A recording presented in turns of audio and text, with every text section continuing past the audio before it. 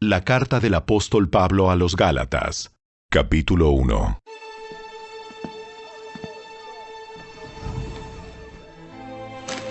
Les escribo, yo, el apóstol Pablo. No fui nombrado apóstol por ningún grupo de personas, ni por ninguna autoridad humana, sino por Jesucristo mismo y por Dios Padre, quien levantó a Jesús de los muertos. Todos los hermanos de este lugar se unen a mí para enviar esta carta que escribo a las iglesias de Galacia. Que Dios Padre y nuestro Señor Jesucristo les concedan gracia y paz. Tal como Dios nuestro Padre lo planeó, Jesús entregó su vida por nuestros pecados para rescatarnos de este mundo de maldad en el que vivimos. A Dios sea toda la gloria, por siempre y para siempre.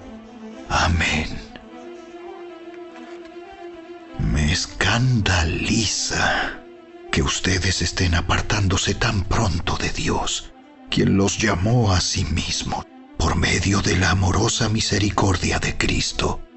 Están siguiendo un evangelio diferente que aparenta ser la buena noticia, pero no lo es en absoluto. Están siendo engañados por los que a propósito distorsionan la verdad acerca de Cristo. Si alguien, ya sea nosotros o incluso un ángel del cielo, les predica otra buena noticia diferente de la que nosotros les hemos predicado, que le caiga la maldición de Dios. Repito lo que ya hemos dicho. Si alguien predica otra buena noticia distinta de la que ustedes han recibido, que esa persona sea maldita. Queda claro que no es mi intención ganarme el favor de la gente, sino el de Dios. Si mi objetivo fuera agradar a la gente, no sería un siervo de Cristo. Amados hermanos, quiero que entiendan que el mensaje del evangelio que predico no se basa en un simple razonamiento humano. No recibí mi mensaje de ninguna fuente humana ni nadie me lo enseñó. En cambio, lo recibí por revelación directa de Jesucristo. Ustedes saben cómo me comportaba cuando pertenecía a la religión judía y cómo perseguí con violencia la iglesia de Dios. Hice todo lo posible por destruirla. Yo superaba ampliamente a mis compatriotas judíos en mi celo por las tradiciones de mis antepasados. Pero aún antes de que yo naciera, Dios me eligió y me llamó por su gracia maravillosa. Luego, le agradó revelarme a su Hijo para que yo proclamara a los gentiles la buena noticia acerca de Jesús. Cuando esto sucedió, no me apresuré a consultar con ningún ser humano. Tampoco subí a Jerusalén para pedir consejo de los que eran apóstoles antes que yo. En cambio, me fui a la región de Arabia y después regresé a la ciudad de Damasco. Luego, 3 años más tarde, fui a Jerusalén para conocer a Pedro y me quedé 15 días con él.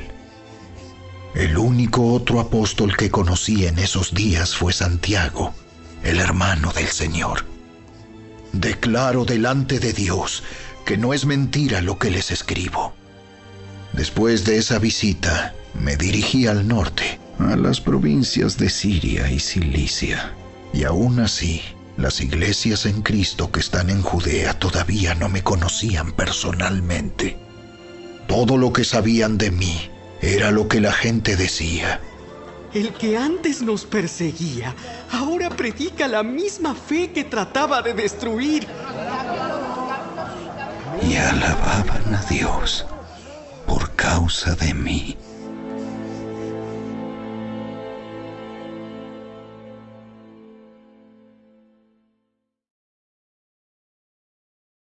Capítulo 2. Luego, 14 años más tarde, regresé a Jerusalén esta vez con Bernabé, y Tito también vino. Fui a Jerusalén porque Dios me reveló que debía hacerlo. Durante mi tiempo allí, me reuní en privado con los que eran reconocidos como los dirigentes de la iglesia y les presenté el mensaje que predico a los gentiles. Quería asegurarme de que estábamos de acuerdo, porque temía que todos mis esfuerzos hubieran sido inútiles y que estaba corriendo la carrera en vano. Sin embargo, ellos me respaldaron y ni siquiera exigieron que mi compañero Tito se circuncidara, a pesar de que era griego. Incluso esa cuestión surgió solo a causa de unos supuestos creyentes, en realidad falsos, que se habían infiltrado entre nosotros. Se metieron en secreto para espiarnos y privarnos de la libertad que tenemos en Cristo Jesús, pues querían esclavizarnos y obligarnos a seguir los reglamentos judíos. Pero no nos doblegamos ante ellos, ni por un solo instante. Queríamos preservar la verdad del mensaje del Evangelio para ustedes. Los líderes de la iglesia no tenían nada que agregar a lo que yo predicaba. Dicho sea de paso, su fama de grandes líderes a mí no me afectó para nada, porque Dios no tiene favoritos. Al contrario, ellos comprendieron que Dios me había dado la responsabilidad de predicar el Evangelio a los gentiles, tal como le había dado a Pedro la responsabilidad de predicar a los judíos. Pues el mismo Dios que actuaba por medio de Pedro, apóstol a los judíos, también actuaba por medio de mí, apóstol a los gentiles. De hecho, Santiago, Pedro y Juan, quienes eran considerados pilares de la iglesia, reconocieron el don que Dios me había dado y nos aceptaron a Bernabé y a mí como sus colegas. Nos animaron a seguir predicando a los gentiles mientras ellos continuaban su tarea con los judíos. La única sugerencia que hicieron fue que siguiéramos ayudando a los pobres, algo que yo siempre tengo deseos de hacer. Pero cuando Pedro llegó a Antioquía, tuve que enfrentarlo cara a cara, porque él estaba muy equivocado en lo que hacía. Cuando llegó por primera vez, Pedro comía con los creyentes gentiles, quienes no estaban circuncidados. Pero después, cuando llegaron algunos amigos de Santiago, Pedro no quiso comer más con esos gentiles. Tenía miedo a la crítica de los que insistían en la necesidad de la circuncisión. Como resultado, otros creyentes judíos imitaron la hipocresía de Pedro. E incluso Bernabé se dejó llevar por esa hipocresía. Cuando vi que ellos no seguían la verdad del mensaje del Evangelio, le dije a Pedro delante de todos los demás: si tú, que eres judío de nacimiento, dejaste a un lado las leyes judías y vives como un gentil, ¿por qué ahora tratas de obligar a estos gentiles a seguir las tradiciones judías? Tú y yo somos judíos de nacimiento. No somos pecadores, como los gentiles. Sin embargo, sabemos que una persona es declarada justa ante Dios por la fe en Jesucristo y no por la obediencia a la ley. Y nosotros hemos creído en Cristo Jesús para poder ser declarados justos ante Dios por causa de nuestra fe en Cristo, y no porque hayamos obedecido la ley. Pues nadie jamás será declarado justo ante Dios mediante la obediencia a la ley. Pero supongamos que intentamos ser declarados justos ante Dios por medio de la fe en Cristo, y luego se nos declara culpables por haber abandonado la ley. ¿Acaso esto quiere decir que Cristo nos ha llevado al pecado? Por supuesto que no. Más bien, soy un pecador si vuelvo a construir el viejo sistema de la ley que ya eché abajo. Pues cuando intenté obedecer la ley misma me condenó. Así que morí a la ley. Es decir, dejé de intentar cumplir todas sus exigencias a fin de vivir para Dios. Mi antiguo yo ha sido crucificado con Cristo. Ya no vivo yo, sino que Cristo vive en mí. Así que vivo en este cuerpo terrenal, confiando en el Hijo de Dios, quien me amó y se entregó a sí mismo por mí. Yo no tomo la gracia de Dios como algo sin sentido, pues si cumplir la ley pudiera hacernos justos ante Dios, entonces no habría sido necesario que Cristo muriera.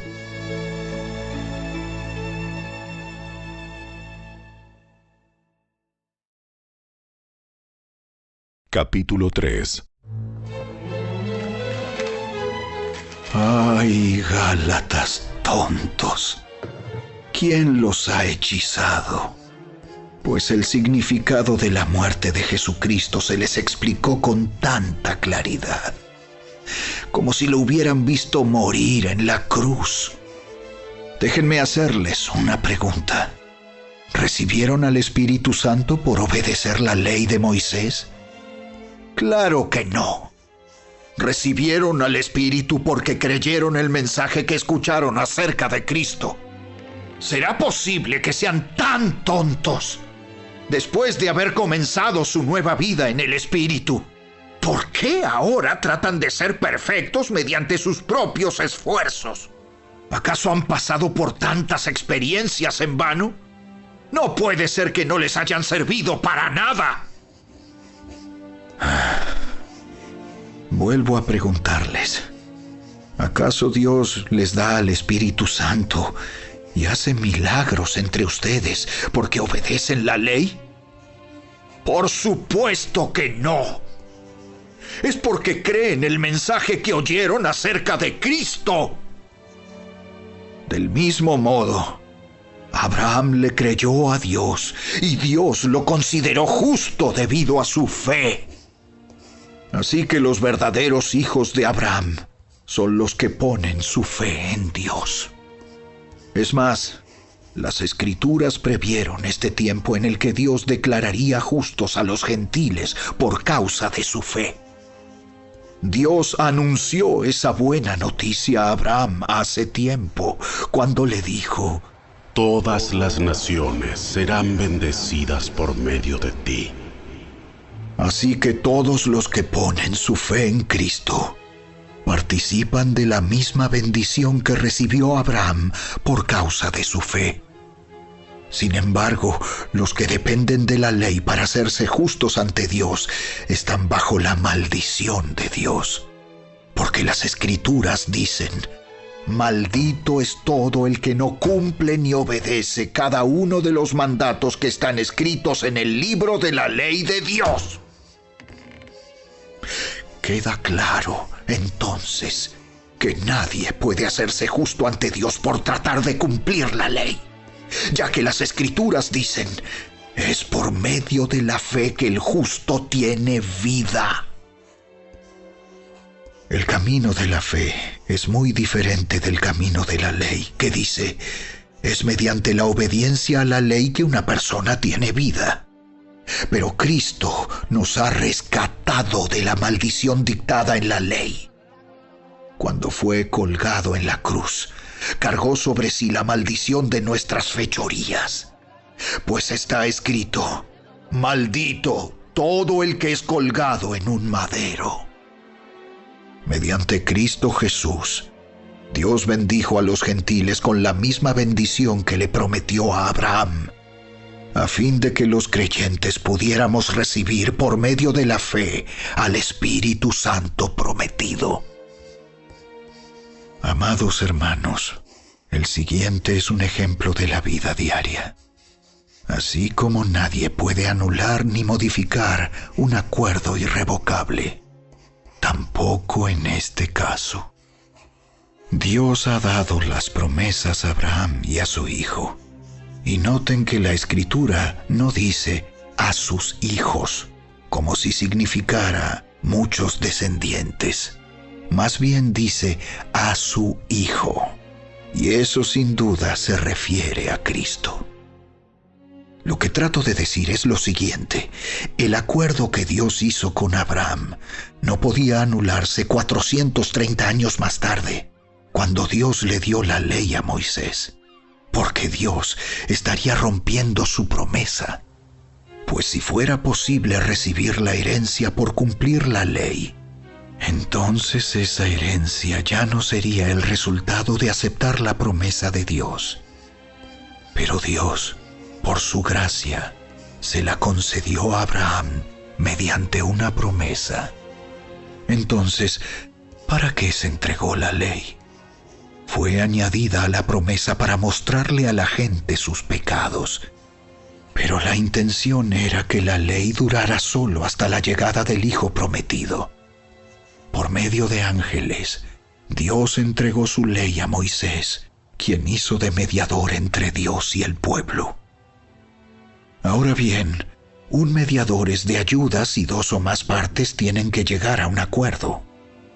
Pero Dios, quien es uno solo, no usó ningún mediador cuando le dio la promesa a Abraham. ¿Hay algún conflicto entonces entre la ley de Dios y las promesas de Dios? De ninguna manera.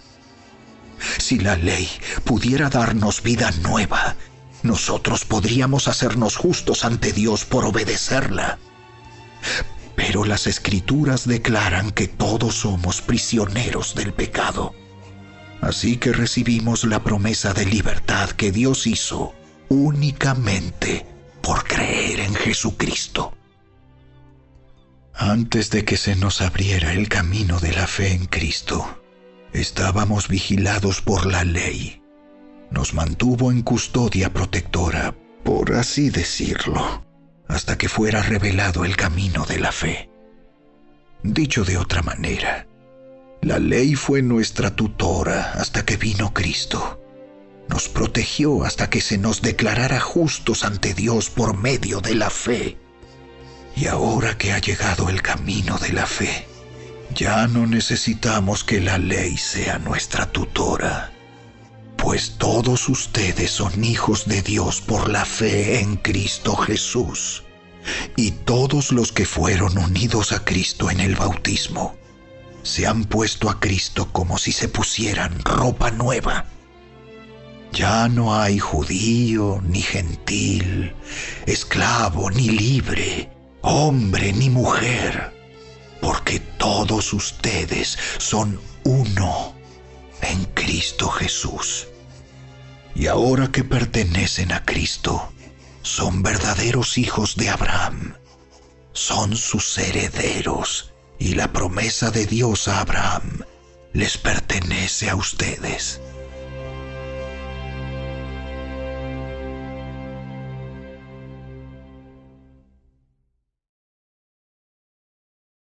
Capítulo 4.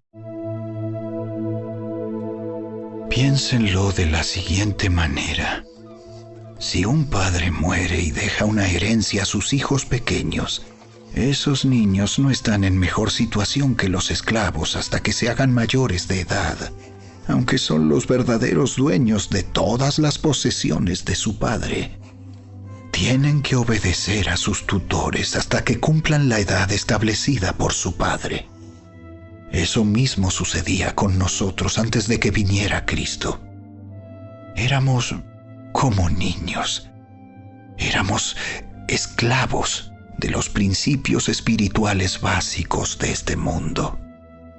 Sin embargo, cuando se cumplió el tiempo establecido, Dios envió a su Hijo, nacido de una mujer y sujeto a la ley. Dios lo envió para que comprara la libertad de los que éramos esclavos de la ley, a fin de poder adoptarnos como sus propios hijos.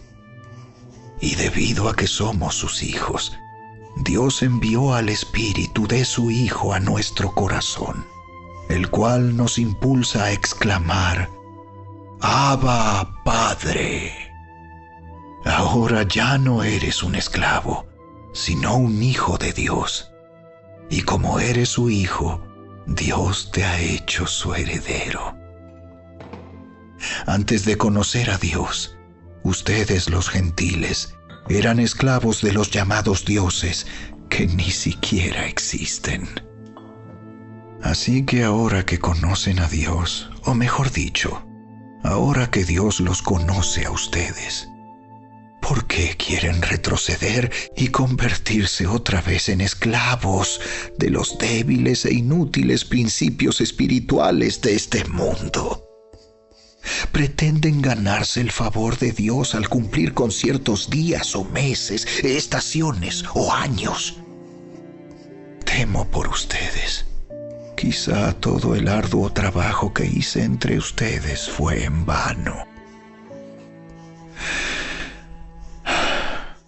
Amados hermanos, les ruego que vivan como yo, libres de esas cosas.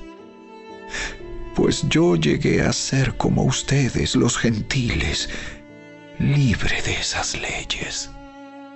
Ustedes no me trataron mal cuando les prediqué por primera vez. Sin duda, recordarán que yo estaba enfermo la primera vez que les llevé la buena noticia. Aunque mi condición los tentaba a no aceptarme, ustedes no me despreciaron ni me rechazaron. Todo lo contrario, me recibieron y me cuidaron como si yo fuera un ángel de Dios o incluso el mismo Cristo Jesús. ¿Dónde ha ido a parar el espíritu de alegría y de gratitud que antes tenían? Estoy seguro de que ustedes se hubieran arrancado los propios ojos para dármelos de haber sido posible. ¿Acaso ahora me volví su enemigo porque les digo la verdad? Esos falsos maestros están muy ansiosos de ganarse el favor de ustedes, pero sus intenciones no son nada buenas. Lo que quieren es aislarlos de mí para que ustedes solo les presten atención a ellos. Si alguien quiere hacer cosas buenas por ustedes, no hay ningún problema, pero que lo haga en todo tiempo, no solo cuando estoy con ustedes. Oh, mis hijos queridos, siento como si volviera a sufrir dolores de parto por ustedes. Y seguirán hasta que Cristo se forme por completo en sus vidas. Desearía estar con ustedes en este momento para poder hablarles en otro tono, pero estando tan lejos, no sé qué más puedo hacer para ayudarlos.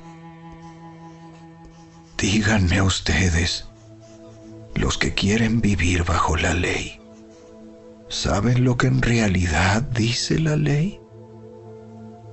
Las Escrituras dicen que Abraham tuvo 2 hijos, uno de la mujer esclava y el otro de su esposa, quien había nacido libre. El nacimiento del hijo de la esclava fue el resultado de un intento humano por lograr que se cumpliera la promesa de Dios. Pero el nacimiento del hijo de la libre fue la manera en que Dios cumplió su promesa. Esas 2 mujeres son una ilustración de los 2 pactos de Dios. La primera mujer, Agar, representa el monte Sinaí, donde el pueblo recibió la ley que los hizo esclavos. Y ahora Jerusalén es igual que el monte Sinaí, en Arabia, porque la ciudad y sus hijos viven bajo la esclavitud de la ley. Pero la otra mujer, Sara, representa la Jerusalén celestial. Ella es la mujer libre y es nuestra madre. Como dijo Isaías: Alégrate, oh mujer sin hijos, tú que nunca diste a luz. Ponte a gritar de alegría, tú que nunca tuviste dolores de parto, pues la mujer desolada ahora tiene más hijos que la que vive con su esposo. Y ustedes, amados hermanos, son hijos de la promesa igual que Isaac, pero ahora son perseguidos por los que quieren que cumplan la ley, tal como Ismael, el hijo que nació del esfuerzo humano, persiguió a Isaac el Hijo que nació por el poder del Espíritu. Pero ¿qué dicen las Escrituras al respecto? Echa fuera a la esclava y a su hijo, porque el hijo de la mujer esclava no compartirá la herencia del hijo de la mujer libre. Así que, amados hermanos, no somos hijos de la mujer esclava, somos hijos de la mujer libre.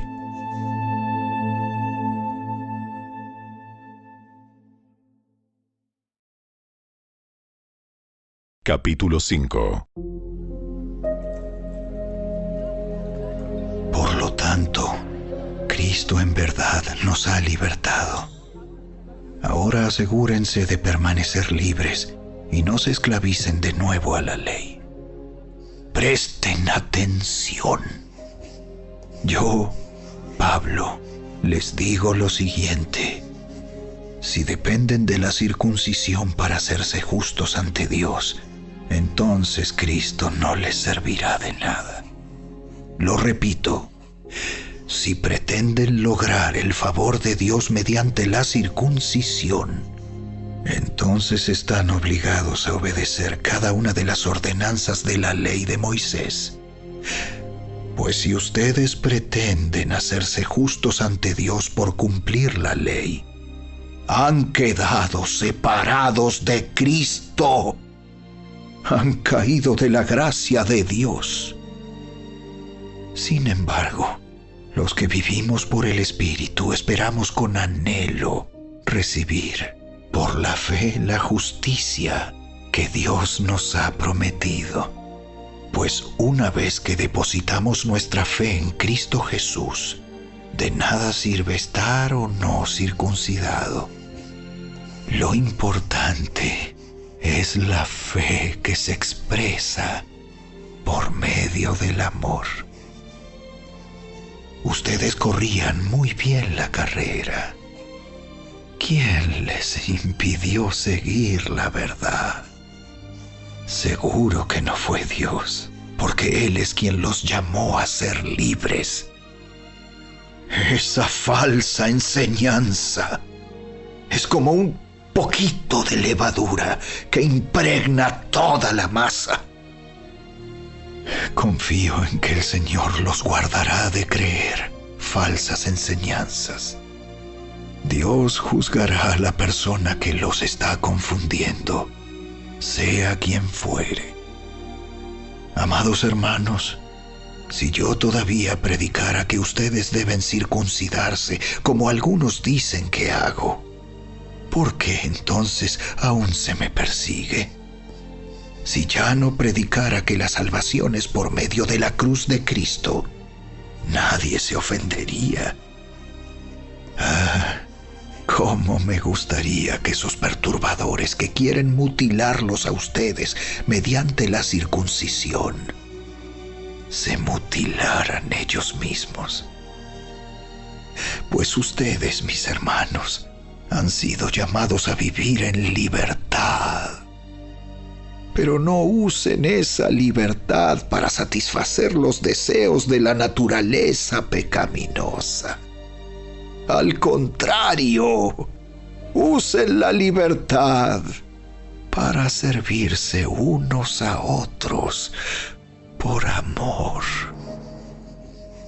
Pues toda la ley puede resumirse en un solo mandato: ama a tu prójimo como a ti mismo. Pero si están siempre mordiéndose y devorándose unos a otros, tengan cuidado.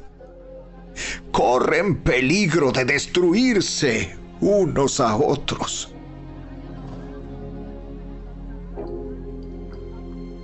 Por eso les digo, dejen que el Espíritu Santo los guíe en la vida. Entonces no se dejarán llevar por los impulsos de la naturaleza pecaminosa. La naturaleza pecaminosa desea hacer el mal, que es precisamente lo contrario de lo que quiere el Espíritu. Y el Espíritu nos da deseos que se oponen a lo que desea la naturaleza pecaminosa. Estas dos fuerzas luchan constantemente entre sí. Entonces ustedes no son libres para llevar a cabo sus buenas intenciones. Pero cuando el Espíritu los guía, ya no están obligados a cumplir la ley de Moisés. Cuando ustedes siguen los deseos de la naturaleza pecaminosa, los resultados son más que claros. Inmoralidad sexual, impureza, pasiones sensuales, idolatría, hechicería, hostilidad, peleas, celos, arrebatos de furia, ambición egoísta, discordias, divisiones, envidia, borracheras, fiestas desenfrenadas y otros pecados parecidos. Permítanme repetirles lo que les dije antes. Cualquiera que lleve esa clase de vida no heredará el reino de Dios. En cambio, la clase de fruto que el Espíritu Santo produce en nuestra vida es amor, alegría, paz, paciencia, gentileza, bondad, fidelidad, humildad y control propio. No existen leyes contra esas cosas. Los que pertenecen a Cristo Jesús han clavado en la cruz las pasiones y los deseos de la naturaleza pecaminosa y los han crucificado allí. Ya que vivimos por el Espíritu, sigamos la guía del Espíritu en cada aspecto de nuestra vida. No nos hagamos vanidosos, ni nos provoquemos unos a otros, ni tengamos envidia unos de otros.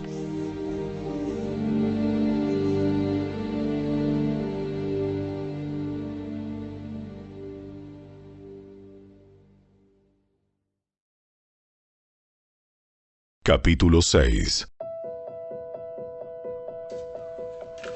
Amados hermanos, si otro creyente está dominado por algún pecado, ustedes, que son espirituales, deberían ayudarlo a volver al camino recto con ternura y humildad.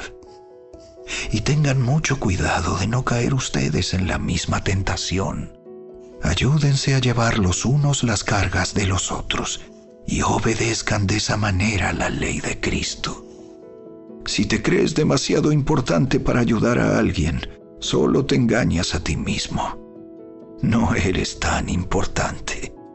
Presta mucha atención a tu propio trabajo, porque entonces obtendrás la satisfacción de haber hecho bien tu labor y no tendrás que compararte con nadie. Pues cada uno es responsable de su propia conducta.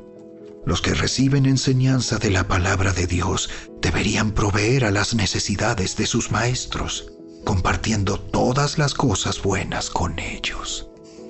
No se dejen engañar. Nadie puede burlarse de la justicia de Dios. Siempre se cosecha lo que se siembra. Los que viven solo para satisfacer los deseos de su propia naturaleza pecaminosa cosecharán de esa naturaleza destrucción y muerte. Pero los que viven para agradar al Espíritu, del Espíritu, cosecharán vida eterna. Así que no nos cansemos de hacer el bien. A su debido tiempo cosecharemos numerosas bendiciones si no nos damos por vencidos. Por lo tanto, siempre que tengamos la oportunidad, hagamos el bien a todos, en especial a los de la familia de la fe. Fíjense que uso letras grandes para escribirles de mi propio puño y letra estas últimas palabras. Los que tratan de obligarlos a circuncidarse lo hacen para quedar bien con otros. No quieren ser perseguidos por enseñar que solo la cruz de Cristo salva. Ni siquiera los que luchan a favor de la circuncisión cumplen toda la ley. Solo quieren que ustedes se circunciden para poder jactarse de ello y decir a todos que ustedes son sus discípulos. En cuanto a mí, que nunca me jacte de otra cosa que no sea la cruz de nuestro Señor Jesucristo. Debido a esa cruz, mi interés por este mundo fue crucificado, y el interés del mundo por mí también ha muerto. No importa si fuimos o no circuncidados, lo importante es que hayamos sido transformados en una creación nueva. Que la paz y la misericordia de Dios sean con todos los que viven según ese principio. Ellos son el nuevo pueblo de Dios. De ahora en adelante, que nadie me cause problemas con esas cosas, pues yo llevo en mi cuerpo cicatrices que muestran que pertenezco a Jesús. Amados hermanos, que la gracia de nuestro Señor Jesucristo sea con el espíritu de cada uno de ustedes. Amén.